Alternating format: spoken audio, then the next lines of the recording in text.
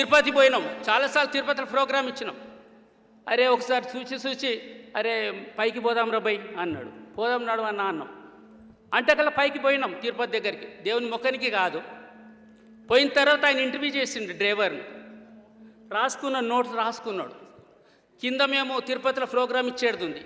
ఆ ప్రోగ్రాం దగ్గరికి రాగానే ఆయన బస్సు చేసేటోడా, బస్సులు నడిపేటోడా, బతుకులోకి తొంగి చూడరా, దాన్ని బాగు చేసే బాటలెయ్యరా, దాన్ని బాగు చేసే బాటలెయ్యరా.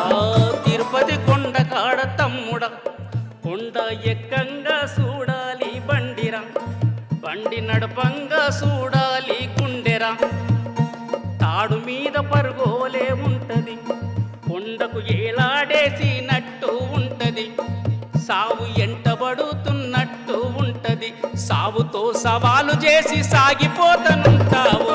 బస్సు చేసే తోడ, బస్సు నడిపే తోడ, బతుకులోకి తొంగి చూడరా, దాన్ని బాగు చేసే బాటలెయ్యరా.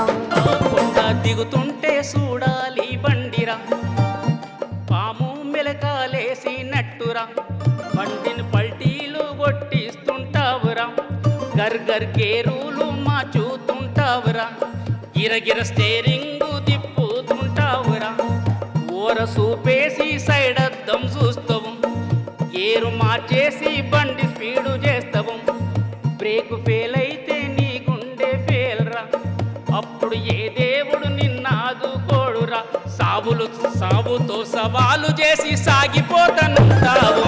బస్సు చేసే తోడ, బస్సు